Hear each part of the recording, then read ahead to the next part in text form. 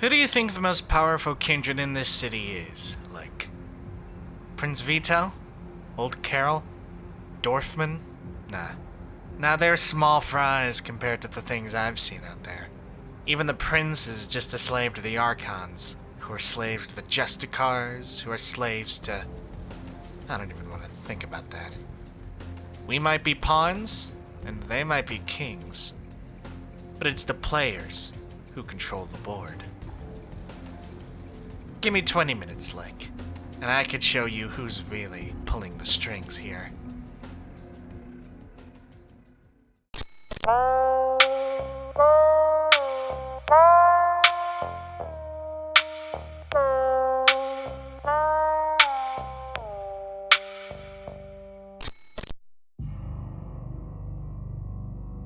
The Antediluvians, the shadowy figures that have loomed over Vampire the Masquerade since the first edition.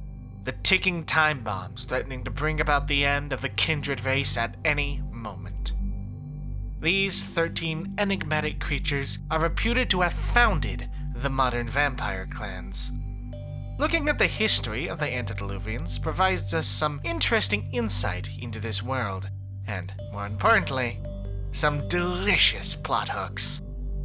Quick disclaimer, there is very little information about the Antediluvians in the sourcebooks, and literally none of it is concrete, which is about what you could expect from Bible-era monsters. Also, don't take any of this as gospel. The glorious part about tabletop gaming is that you can do whatever you want with your story. You want the gangrel to descend from the eagle who ate Prometheus's liver? Well, that idea's mine, but you get the point. Before we talk about the third generation, we should go over those that came before. The story of Cain could fill an entire episode in its own right, but long story short, he was cursed, wandered the world of man, and came across a great kingdom. The story goes that Cain embraced 3 vampires, his lover Zilla, the king Enoch, and the warrior Irad. Together, these 4 ruled over the first city as though they were gods. Eventually, for their own individual reasons, Cain's childer embraced their own, 13 to be exact. 13 seemed to be the cutoff point for Cain, who decreed at this point that no more vampires were to be embraced. After the deluge, the biblical flood that wiped out most of humankind, Cain went into torpor out of guilt, believing that his involvement with humanity had caused the flood, which was all the excuse the third generation needed to reenact the Fight for Your Right to Party music video, wiping out the second generation and building their own city, the second city, so they could rule over what remains of humanity. When Cain arose, he was furious and cursed each of them for their crimes, which is how the clanbanes we know today came to be. Mostly. Again, it's very complicated.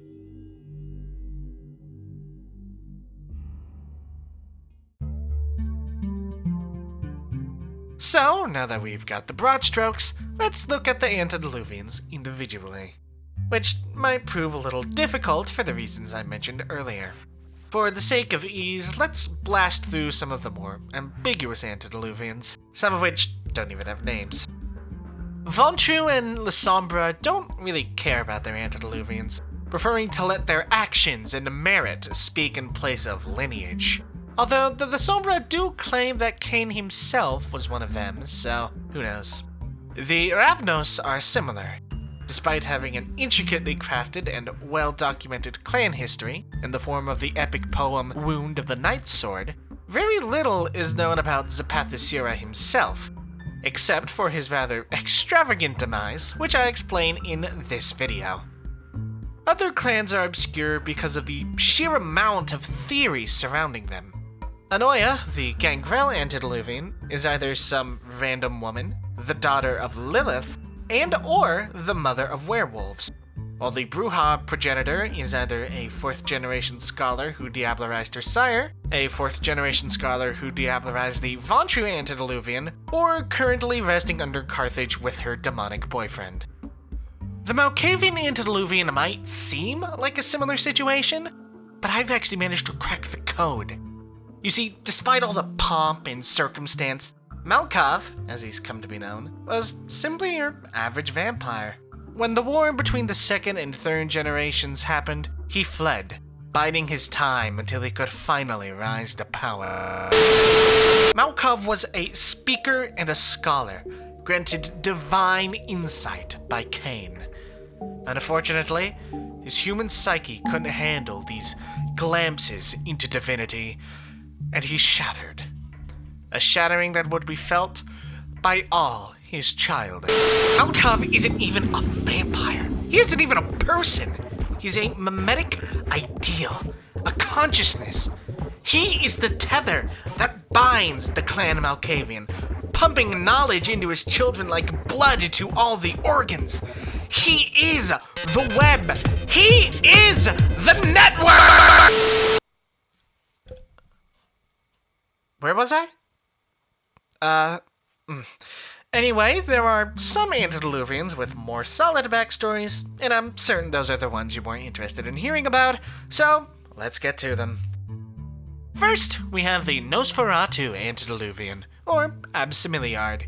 He was an incredibly skilled hunter in the days of the First City, known to vanish into the wilderness for days and return with a massive bounty. His prowess caught the attention of Zilla, who embraced Absimiliard to enhance his capabilities.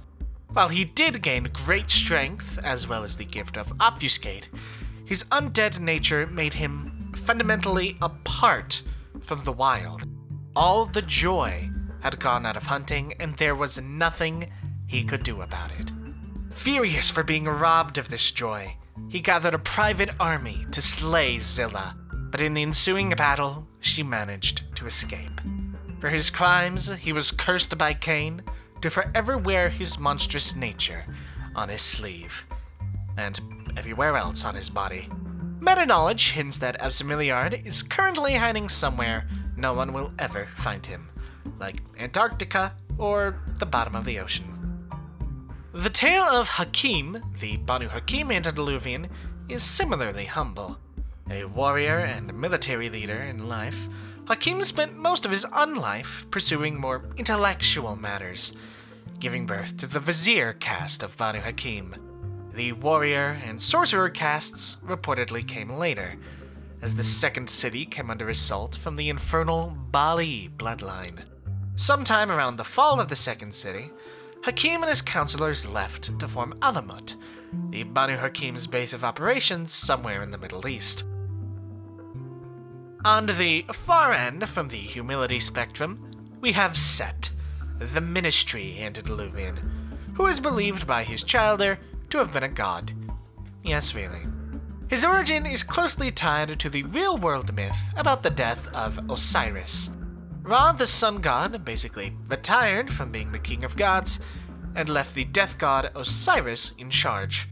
Osiris's brother Set was jealous, so he nailed him into a coffin, threw that coffin into a river, and also cut his body into multiple pieces somewhere in that process.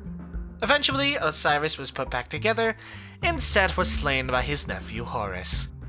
Despite most vampiric scholars accepting this as Set's origin story, there are two big diversions. The first says that Set began his life as an Egyptian noble, exiled from the kingdom after calling out his grandfather for being a tyrant. He ended up going to the first city, being embraced, and later returning to Egypt to reclaim what he felt was his birthright. From there, the story progresses as usual, except with the god element removed. The other theory says that Set was a god and the first vampire, with the other 12 Antediluvians serving as his lieutenants. You can guess what sort of people espouse the second theory. Set is believed to be dead at current, though his clanmates are constantly working to resurrect him.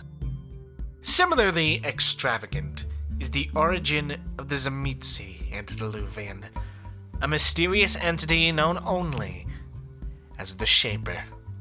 It was originally an oneromancer, an interpreter of dreams, embraced by Enoch, who wished to purge himself of all impurity. Whether the Shaper was created to do the purging, or was the purging, is unknown. What is known is that the Shaper's flesh was like candle wax, malleable in 100 ways, some of them beautiful, some of them grotesque, all of them absolutely transcendent. It wandered the world alone, creating childer to act as extensions of itself, in a working to achieve its ultimate form. Not even the deluge hampered its research, as it simply molded itself to survive underwater and even learn animalism. It remained beneath the ocean for centuries, until it emerged in the Carpathian Mountains and began embracing childer once again.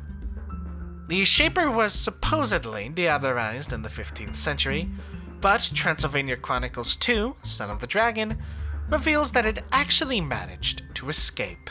Nowadays, its twisted, labyrinthian body slumbers beneath New York City, a lifeless, pulsating husk.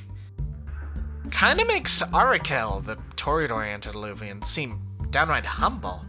Sure, you might have crafted a sculpture of Enoch so perfect his sister mistook it for the real thing, but can you craft yourself into one of those worms on a string abominations? I didn't think so. The only other things worth mentioning about Arakel are A, it's believed that she was related to Malkov and had an affair with Absimiliard, and B, she is believed to be active in modern-day Greece, which, come to think of it, is a pretty big only.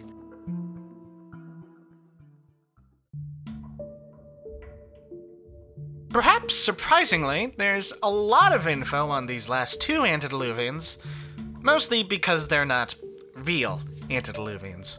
That's right, we're talking about the baby clans. And let's start off with the babiest of them all, Augustus Giovanni, the Giovanni Antediluvian. Before the Giovanni were the clan of death, that title was held by the Cappadocians, a clan led by the monk Cappadocius. Cappadocius's greatest ambition was to defeat death itself, a pursuit that slowly drove him to madness, to the point where his two right-hand childer were forced to seal him away within Mount Ursiris in Turkey. Cappadocius eventually sought a new childer from the Giovanni, a mortal family of merchants that dabbled in dark magic. The Giovanni in question, young Augustus, had been approached by members of Clan of Vontru and Toreador for the embrace, but ultimately accepted Cappadocius's offer for one reason. He was an antediluvian. A powerful vampire like that, seeking aid from a mortal, meant he was desperate, exploitable. Giovanni was embraced and spent the next 400 years subtly undermining Cappadocius's authority until 1444, when Augustus infamously diablerized his sire and began the process of usurping the Cappadocians' position as a clan of death. From what I've read in the Cult of the Blood God manuscripts I got from the Kickstarter, it appears that Augustus has vanished, leading to the formation of a new clan of death, the Hecata. Maybe I'll make a video on them at some point. And yet, despite this story of betrayal, it is not the Giovanni who hold the title of usurper. No, that dubious honor goes to the clan Tremere and their eponymous founder. Originally a mage in the Order of Hermes, Tremere and 7 of his allies spent the early years of the 11th century seeking eternal life. Eventually, they found their answer: vampirism. After conducting cruel experiments on captured Tzimisce, Tremere was able to turn himself into a vampire and embrace his allies. In order to achieve full clan status, Tremere and his 7 sought out Sallow, the Antediluvian for the healer clan Salubri. The Salubri's nature as healers and seekers of enlightenment made them prime targets. All Tremere had to do was convince the other 12 clans that he was doing them a favor by wiping out these holier-than-thou scholars. So, the wise and peaceful Salubri have gone down in history as demon worshippers, a Bali-level threat that had to be wiped out for the sake of keeping peace, and the Tremere were granted clan status. The fate of Tremere is doozy. So, according to Time of Judgment Gehenna, which has been a huge help for researching this video, Tremere has been fighting a constant war against Salo's spirit for control of his body. Tremere's eventual solution was to let Salo have his body and possess the body of his former close friend Goratrix, the leader of the Sabbat branch of the Tremere. So, Salo's in Tremere's body, Tremere's in Goratrix's body, and Goratrix is fucked. But wait! The plot thickens. You see, because of Tremere's connection to the Tzimisce, there is a third person battling for control of his body. The Shaper. Yep, there are 2 Antediluvians currently inhabiting Tremere's body, none of which are Tremere himself, so, maybe stay away from the pyramid in Vienna for the time being. Or maybe it's all bullshit. Maybe the Camarilla is right and there are no Antediluvians. If the Book of Nod is to be believed, scheming and politicking and backstabbing, they're all features of being a vampire, not bugs. But hey, even if the story is all fake, that doesn't mean there's not a lesson to be learned here. Every story has an agenda. Every storyteller has an angle. Doesn't mean that what they say isn't true, but learn to read between the lines and pick out all the little biases. It'll save you a lot of headache in the modern nights. What's my angle? Nice try, Link. You're gonna have to work harder than that.